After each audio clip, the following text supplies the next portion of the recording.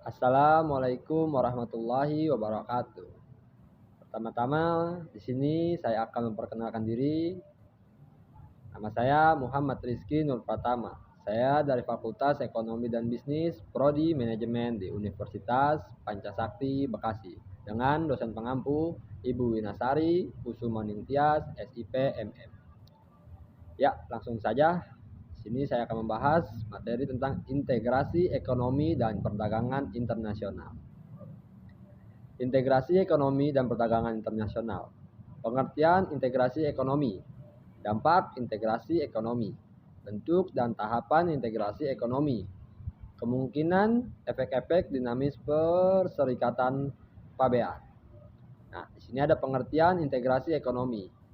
Integrasi ekonomi adalah mengacu pada suatu kebijakan komersial atau kebijakan perdagangan yang secara diskriminatif menurunkan atau menghapuskan berbagai hambatan perdagangan hanya di antara negara-negara anggota yang sepakat untuk membentuk suatu kawasan ekonomi.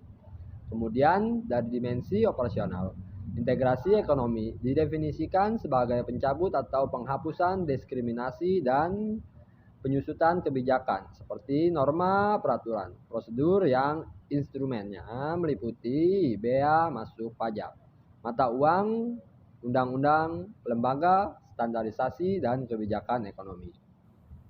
Nah, di sini ada manfaat ekonomi. Produk-produk semakin efisien dan berpeluang terjadi spesialisasi, sehingga negara yang bersangkutan memiliki keunggulan komparatif. Produksi meningkatkan akibat meningkatnya volume perdagangan. Posisi tawar di forum internasional membaik sehingga dapat memungkinkan volume perdagangan meningkat. Efisiensi produk semakin meningkat sehingga akan meningkatkan kompetensi. Kualitas produk dan faktor produksi semakin meningkat yang disebabkan oleh perkembangan teknologi. Mobilitas model dan tenaga kerja bebas keluar masuk sesama negara anggota. Adanya koordinasi antara sesama anggota dalam kebijakan moneter dan fiskal.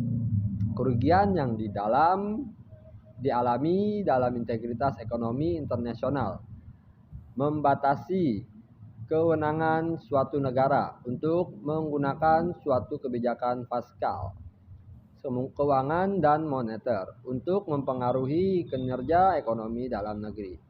Hilangnya kedaulatan negara merupakan biaya atau pengorbanan terbesar yang diberikan oleh masing-masing negara yang berintegrasi dalam suatu kawasan.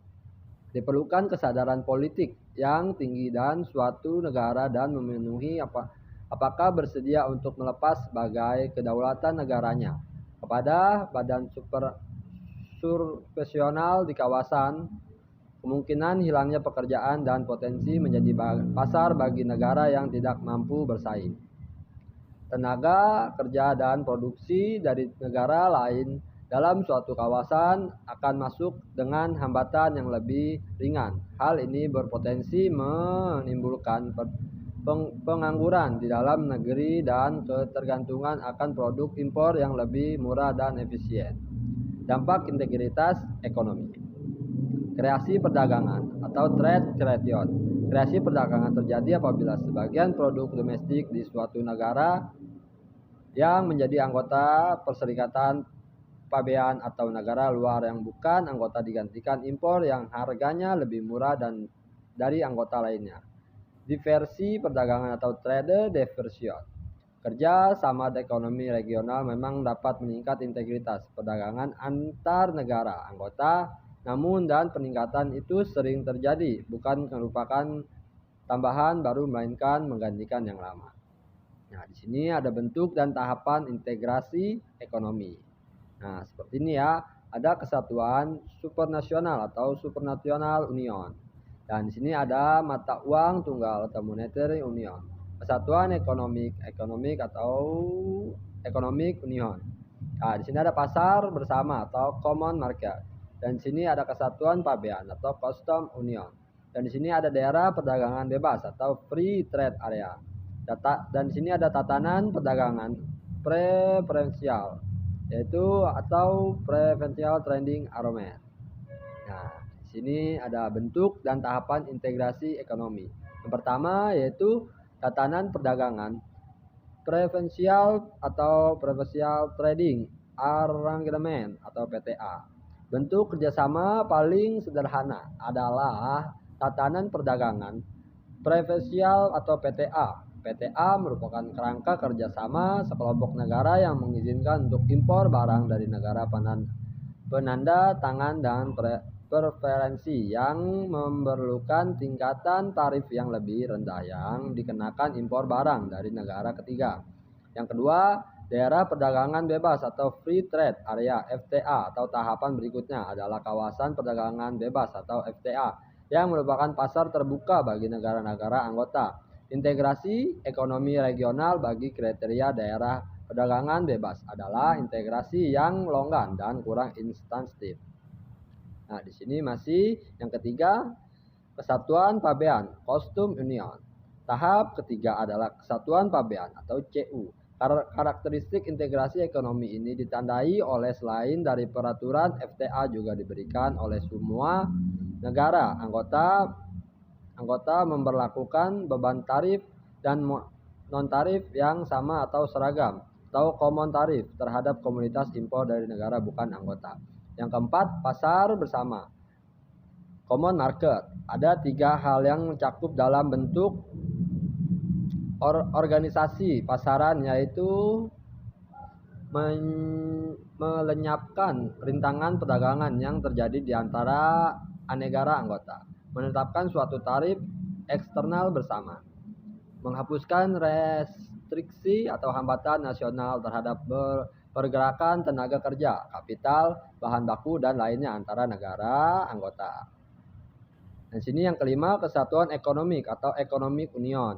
Tujuan membentuk kesatuan ekonomik adalah suatu biasanya untuk meningkatkan efisien ekonomi, mendekatkan politik dan budaya antar negara-negara anggota. Secara konkret dalam tahap kelima ini adalah suatu blok perdagangan yang merupakan gabungan dari kebebasan yang ada pada ketiga tahap sebelumnya, yaitu FTA, pasar bersama, common market biasa disebut, dan kesatuan pabean atau custom union.